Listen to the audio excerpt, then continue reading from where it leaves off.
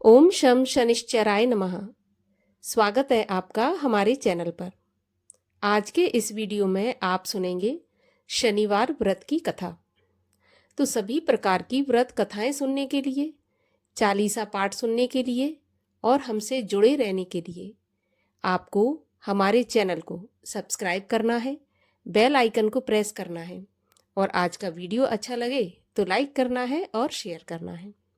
तो चलिए कथा शुरू करने से पहले हम जान लेते हैं शनिदेव के बारे में। तो शनिदेव कौन है? देखिए, शनिदेव सूर्य भगवान के पुत्र हैं। इनकी जो गाथा है वो इस प्रकार है कि सूर्य भगवान की पत्नी थी संध्या। संध्या से सूर्य भगवान का विवाह हुआ था। जब सूर्य भगवान का विवाह संध्या से हुआ तो सूर्य की इतनी तेज गर्मी थी कि संध्या से सहन नहीं हुई और वो सूर्य भगवान के करीब भी नहीं जा सकती थी। लेकिन ये अपनी परेशानी वो किसी को बता भी नहीं सकती थी, ना ही सूर्यदेव को बता सकती थी। तो उन्होंने अपनी ही जैसी एक अपनी परछाई को उत्पन्न किया जिनका नाम था छाया।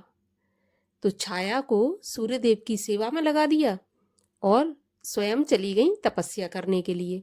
सूर्यदेव को भी इस बात का पता नहीं चला। इतनी हूबहू उन्होंने छाया को बनाया था।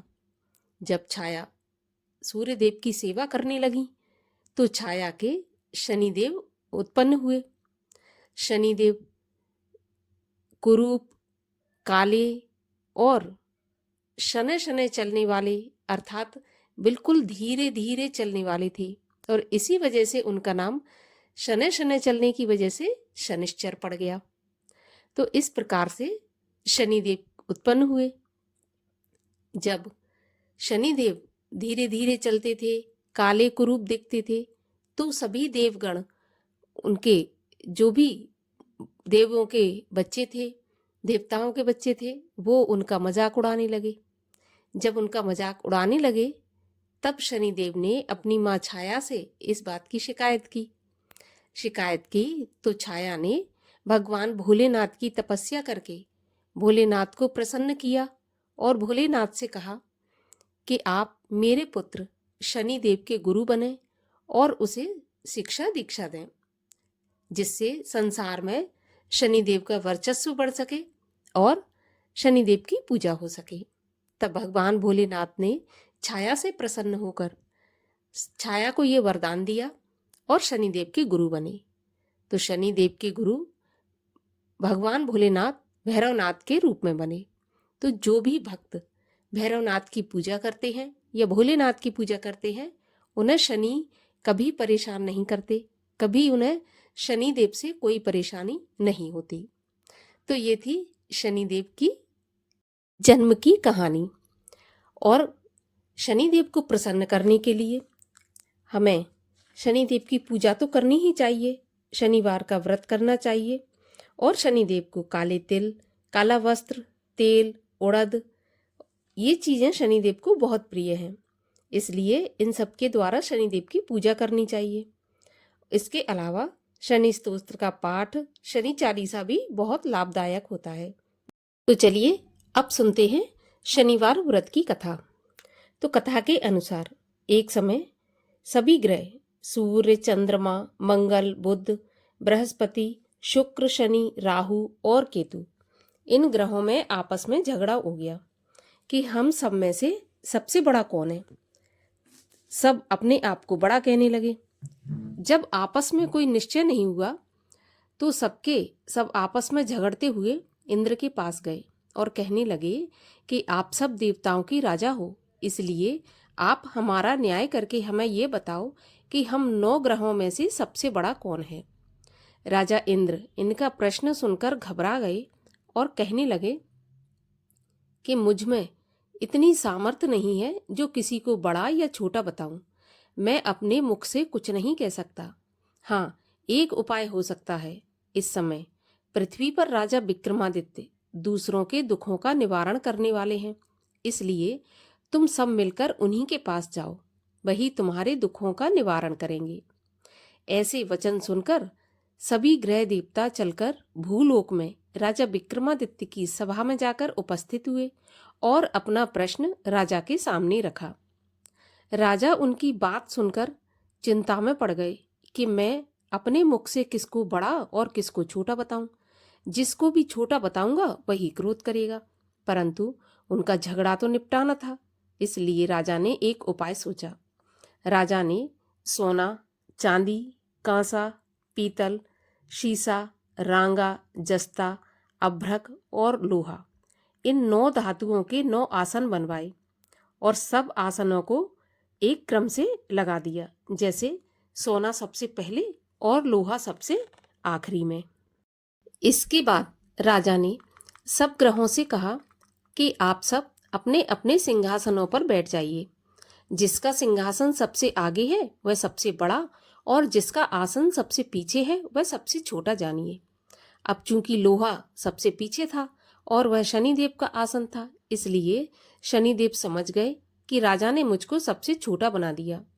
इस पर शनिदेव को बड़ा गुस्सा आया और कहा कि राजा, तू मेरे पराक्रम को नहीं जानता। सूर्य 1 राशि पर 1 महीना, चंद्रमा 2.25 महीना 2 दिन, मंगल 1.5 महीना, बृहस्पति 13 महीने, बुध और शुक्र 1 महीने, लेकिन मैं 1 राशि पर 2.5 या फिर 7.5 साल तक रहता हूँ। बड़े बड़े देवताओं को भी मैंने भीषण कष्ट दिया है। राजन सुनो, राम जी को जब 7.5 आई तो उन्हें वनवास हो गया और रावण पर आई तो राम और लक्ष्मण ने सेना लेकर लंका पर चढ़ाई कर दी, रावण के कुल का विनाश कर दिया। हे राजा, अब तुम सावधान रहना। राजा कहने लगा, जो कुछ भाग्य में होगा देखा जाएगा। उसके बाद अन्य ग्रह तो प्रसन्नता पूर्वक चले गए, लेकिन शनिदेव बड़े क्रोध के साथ वहां से पधारे। कुछ काल व्यतीत हो जाने पर जब राजा को 7.5 की दशा आई तो शनिदेव घोड़ों के सौदागर बनकर अनेक सुंदर घोड़ों के साथ राजा की राजधानी में आए। जब राजा ने सौदागर के आने की खबर सुनी तो अश्वपाल को अच्छे अच्छे घोड़े खरीदने की आज्ञा दी। अश्वपाल ऐसी अच्छी नस्ल के घोड़े देखकर और उनका मूल्य सुनकर चकित हो गया और तुरंत ही राजा को खबर दी। राजा उन घोड़ों को देखकर एक अच्छा सा घोड़ा चुनकर सवारी के लिए चढ़ा। राजा के घोड़े की पीठ पर चढ़ते ही घोड़ा जोर से भागा। घोड़ा बहुत दूर एक बड़े जंगल में जाकर राजा को छोड़कर गायब हो गया। इसके बाद राजा अकेला जंगल में भटकता फिरता रहा। कुछ देर के बाद राजा ने भूख और प्यास से दुखी होकर भटकते भटकते एक ग्वाले को देखा। ग्वाले ने राजा को प्यास से व्याकुल देखकर पानी पिलाया। राजा की उंगली में एक अंगूठी थी। राजा ने उसे निकालकर प्रसन्नता के साथ ग्वाले को दे दी और शहर की ओर चल दिया। राजा शहर में पहुंचकर एक सेठ की दुकान पर जाकर बैठ गया और अपने आप को उज्जैन का रहने वाला और अपना नाम भीखा बताया। सेठ ने उसको कुलीन मनुष्य समझकर जल आदि पिलाया। भाग्यवश उस दिन सेठ की दुकान पर बिक्री बहुत अच्छी हुई और अधिक हुई। तब सेठ उसको भाग्यवान पुरुष समझकर भोजन कराने के लिए अपने साथ ले गया। भोजन करते समय राजा ने आश्चर्य की एक बात देखी कि खूंटी पर हार लटक रहा है और वह खूंटी उस हार को निगल रही है। भोजन के पश्चात कमरे में आने पर जब सेठ को कमरे में हार नहीं मिला तो सबने यही सोच लिया कि भीखा के सिवाय तो कोई और इस कमरे में आया नहीं है, तो हार भीखा ने ही चुराया है। परंतु भीखा ने ऐसा मना कर दिया कि मैंने हार नहीं लिया है। इस पर 5-7 आदमी इकट्ठे होकर उसको फौजदार के पास ले गए। फौजदार ने उसको राजा के सामने उपस्थित कर दिया और कहा कि ये आदमी तो भला प्रतीत होता है, परंतु सेठ का कहना है कि इसके सिवाय और कोई घर में आया ही नहीं, अवश्य ही इसी ने चोरी की है। तब राजा ने आज्ञा दी कि इसके हाथ पैर काटकर चौरंगिया किया जाए। राजा की आज्ञा का तुरंत पालन किया गया और भीखा के हाथ पैर काट दिए गए। इस प्रकार कुछ काल व्यतीत होने पर एक तेली उसको अपने घर ले गया और कोल्हू पर उसको बैठा दिया। बीका उस कोलू पर बैठा हुआ जवान से बैल हाँकता रहा। शनि की दशा समाप्त हो गई और एक रात को वर्षा ऋतु के समय वह मल्हार राग गाने लगा। उसका गाना सुनकर उस शहर के राजा की कन्या उस राग पर मोहित हो गई और दासी को खबर लेने को भेजा कि शहर में ये कौन गा रहा है।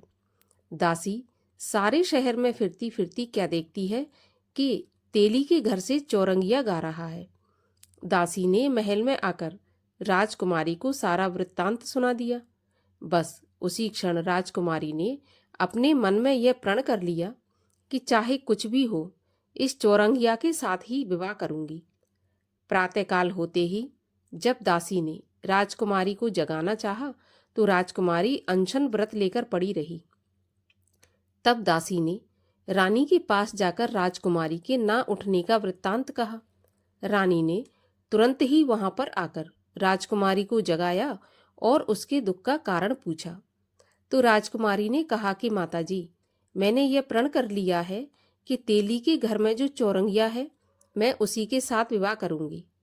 माता ने कहा, पगली, ये क्या बात कर रही है? तेरा विवाह तो किसी देश के राजा के साथ किया जाएगा। कन्या कहने लगी, माताजी, मैं अपना प्रण नहीं तोड़ूंगी। माता ने चिंतित होकर यह बात राजा को बताई। जब महाराज ने भी आकर ये समझाया कि मैं अभी देश देशांतर में अपने दूत भेजकर सुयोग, रूपवान एवं बड़े से बड़े गुणी राजकुमार के साथ तुम्हारा विवाह करूंगा, ऐसी बात तुम्हें नहीं विचारनी चाहिए। कन्या ने कहा, पिताजी, मैं अपने प्राण त्याग दूंगी परंतु दूसरे से विवाह नहीं करूंगी। इतना सुनकर राजा ने क्रोध से कहा, यदि तेरे भाग्य में यही लिखा है तो जैसी तेरी इच्छा हो वैसा ही कर। राजा ने तेली को बुलाकर कहा कि तेरे घर में जो चौरंगिया है उसके साथ मैं अपनी कन्या का विवाह करना चाहता हूँ। तेली ने कहा कि यह महाराज, ये कैसे हो सकता है? कहाँ आप हमारे राजा और कहाँ मैं एक नीच तेली। परंतु राजा ने कहा कि भाग्य के लिखे को कोई नहीं टाल सकता, अपने घर जाकर विवाह की तैयारी करो। राजा ने उसी समय तोरण और वंदन बार लगवाकर अपनी राजकुमारी का विवाह चौरंगिया बना विक्रमादित्य के साथ कर दिया। रात्रि को जब विक्रमादित्य और राजकुमारी महल में सोए हुए थे तो आधी रात के समय शनिदेव ने विक्रमादित्य को स्वप्न दिया कि राजा, कहो, मुझको छोटा बताकर तुमने कितना दुख उठाया। तब राजा ने क्षमा मांगी तो शनिदेव ने प्रसन्न होकर विक्रमादित्य को हाथ पैर वापस दे दिए। तब राजा ने कहा, महाराज, मेरी प्रार्थना स्वीकार करें कि जैसा दुख आपने मुझे दिया ऐसा और किसी को नहीं देना। तब शनिदेव ने कहा कि तुम्हारी यह प्रार्थना स्वीकार है। जो मनुष्य मेरी कथा सुनेगा या कहेगा उसको मेरी दशा में कभी भी किसी भी प्रकार का दुख नहीं होगा, और जो नित्य ही मेरा ध्यान करेगा या चींटियों को आटा डालेगा उसके सभी मनोरथ पूर्ण होंगे। इतना कहकर शनिदेव अपने धाम को चले गए। राजकुमारी की आंख खुली और उसने राजा के हाथ पांव सलामत देखे तो आश्चर्य हुआ। उसको देखकर राजा ने अपना समस्त हाल कहा कि मैं उज्जैन का राजा विक्रमादित्य हूँ। यह बात सुनकर राजकुमारी अत्यंत प्रसन्न हुई। प्रातःकाल राजकुमारी ने अपनी सखियों को अपने पति का सारा वृत्तांत कह सुनाया। तब सबने प्रसन्नता प्रकट की और कहा कि ईश्वर ने आपकी मनोकामना पूरी कर दी।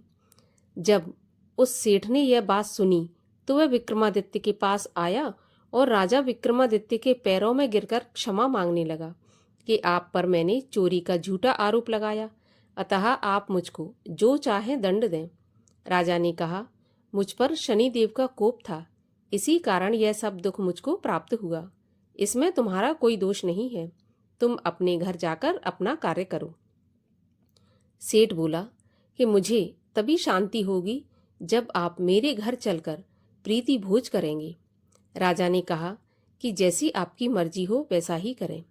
सेठ ने अपने घर जाकर अनेक प्रकार के सुंदर भोजन बनवाए और राजा विक्रमादित्य को प्रीति भोज दिया। जिस समय विक्रमादित्य भोजन कर रहे थे, एक अत्यंत आश्चर्य की बात सबको दिखाई दी कि जो खूंटी पहले हार निगल रही थी, अब वह हार उगल रही है। जब भोजन समाप्त हो गया तो सेठ ने हाथ जोड़कर बहुत सी मोहरें राजा को भेंट की और कहा कि मेरे श्री कंवर नाम की एक कन्या है, आप उसका पाणी ग्रहण करें। इसके बाद सेठ ने अपनी कन्या का विवाह राजा के साथ कर दिया और बहुत सा दान दहेज आदि दिया। इस प्रकार कुछ दिनों तक वहां पर निवास करके राजा विक्रमादित्य ने शहर के राजा से कहा कि अब मेरी उज्जैन जाने की इच्छा है। फिर कुछ दिन के बाद विदा लेकर राजकुमारी मनभावनी और सेठ की कन्या श्री कंवरी के साथ दोनों जगह के दहेज में प्राप्त अनेक दास दासी रथ और पालकियों सहित राजा विक्रमादित्य उज्जैन की तरफ चल पड़े। जब शहर के निकट पहुंचे तो नगरवासियों ने राजा के आने का समाचार सुना तो समस्त उज्जैन की प्रजा अगवानी के लिए आई। तब बड़ी प्रसन्नता से राजा अपने महल में पधारे। सारे शहर में बड़ा भारी महोत्सव मनाया गया और रात्रि को दीपमाला की गई।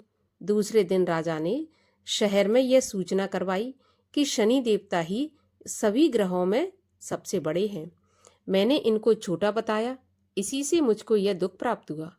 इस कारण सारे शहर में सदा शनि देव की पूजा और कथा होने लगी। राजा और प्रजा अनेक प्रकार के सुख भोगती रही। तो जो भी कोई शनि देव की इस कथा को पढ़ता है या सुनता है, शनि देव की कृपा से उसके सभी दुख दूर हो जाते हैं। शनिवार की कथा को व्रत के दिन अवश्य पढ़ना चाहिए। बोलिए शनि देव की जय।